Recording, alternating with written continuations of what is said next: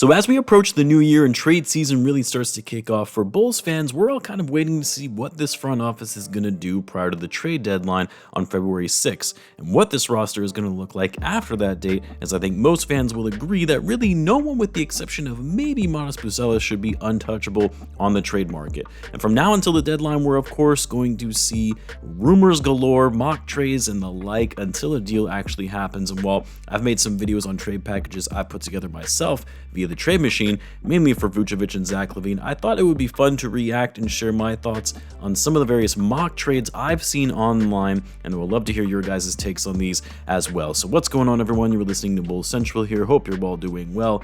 Now, all of the trades that I'm going to share actually are from Bleacher Report, which in my opinion isn't the best outlet for sports journalism, as a lot of the times they deal with shock value headlines and clickbait material, but some of the work they do on the trade options around the league is interesting to think about. And we'll start with this one, which was more of a recent one, and I saw and I commented about it on Twitter, and I was surprised to see a lot of mixed reactions about it from fans, as this one to me is a no-brainer. But the trade would involve the Bulls sending Coby White and Jevon Carter to the Spurs, while the Spurs would send us Keldon Johnson, Blake Wesley, the Bulls' own first-round pick back, yes, the pick that everyone has been focused on, that top 10 protected pick for this upcoming draft, Charlotte's first-round pick, although lottery protected, so won't be conveying, so instead would be 2 second-round picks from the Hornets in 26 and 27, another second-round pick, this also being the Bulls' own pick, which I believe was part of the DeMar DeRozan sign-and-trade deal, and then Atlanta's first-round pick in 2027 is part of the DeJounte Murray trade, which, mind you, is unprotected. That's an unprotected first-round pick,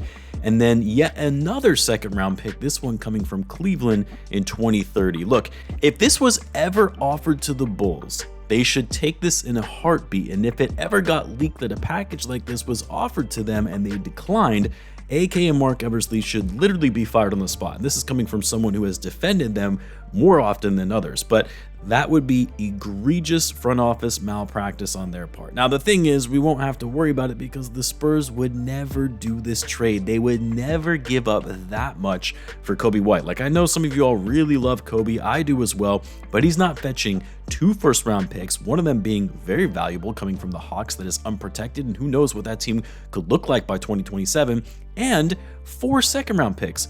That's what the Spurs would be sending, because I'm not even going to say that the Hornets pick is going to be a first-round pick. There's no way that team makes the playoffs this year, so it would convey into 2 seconds in the future. And we didn't even mention Keldon Johnson, who I'm not that big of a fan of, and it is concerning that he has declined in recent years despite still being a young player.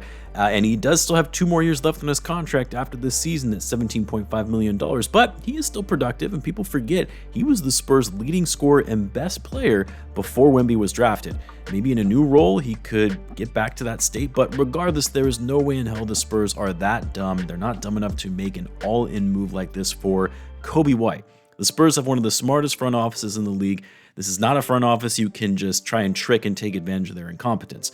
I will say I was shocked to see so many Bulls fans saying they would never do this trade and how the Bulls would be dumb to let a young player like Coby White go. I'm sorry, for that kind of return, yes, you absolutely take it.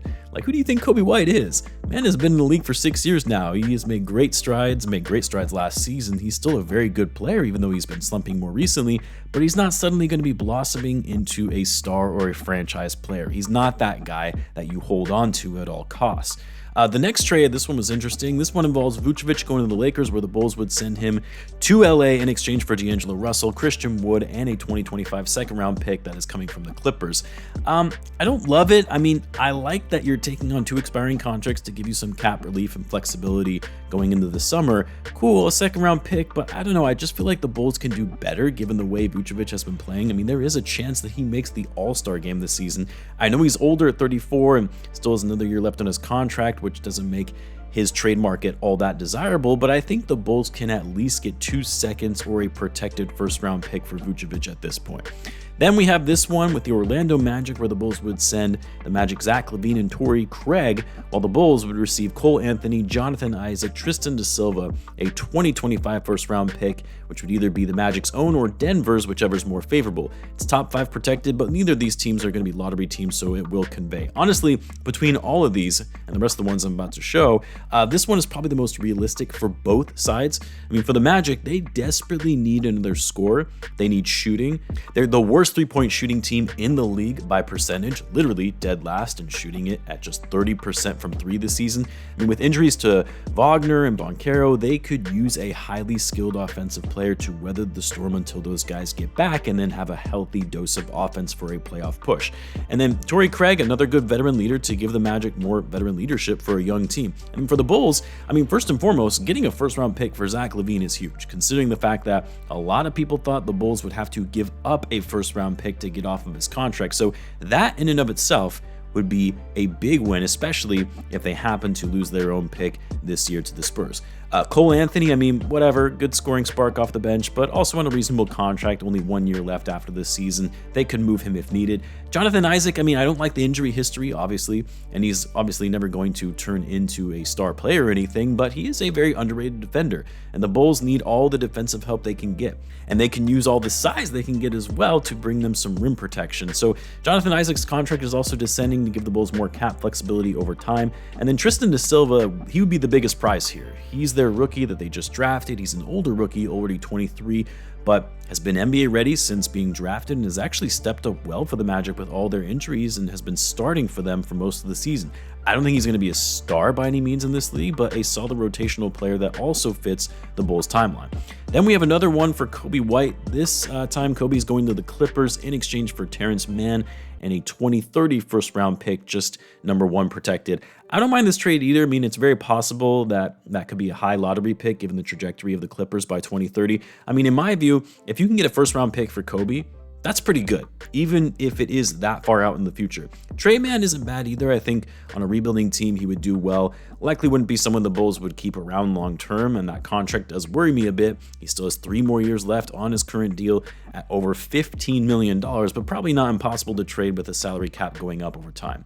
And then finally, this last one also involves Coby White and also with the Orlando Magic. Again, in this instance, it would be Coby and Torrey Craig for Cole Anthony, Jet Howard, Denver's 2025 pick and 26 pick, top 5 protected in 25, and the one in 26 would be top 10 protected. Now, I had to read the details on this one because I wasn't sure if they were saying if the pick doesn't convey in 25, it would go to the 26 pick and that would be top 10 protected. But no, they were actually suggesting the trade involved 2 first-round picks, the 25 pick being Denver's, and then the 26 pick being the Magic's own. I mean, this is why Bleacher Report drives me nuts sometimes, because how can you be all over the place with one player's trade value in these mock trades? In the first one we were talking about with Coby White, we're talking multiple first and second round picks for him, which is absolutely insane in and of itself. Then you have him only being worth 1 first round pick for the Clippers, and now he's worth 2 first round picks, but no second round picks. Like, make it make sense. In any event, though, not a chance the Magic are relinquishing 2 first-round picks they have at their disposal for Coby White, as well as Cole Anthony and Jet Howard, who are young players that could have some value in the trade market. The Magic, they might be desperate for some shooting, but they're not that desperate. Obviously, if you're the Bulls, you take this trade all day, but it's not going to be offered, so it's a moot point. Anyway, it's always fun to still dissect some of these mock trades, even if some of them are quite ridiculous. I'm sure there will be more of these mock trades in the coming weeks as we approach the deadline, but let me know what you guys thought of some of these. Let me know in the comments. As always, be sure to subscribe, and I will see you in the next one.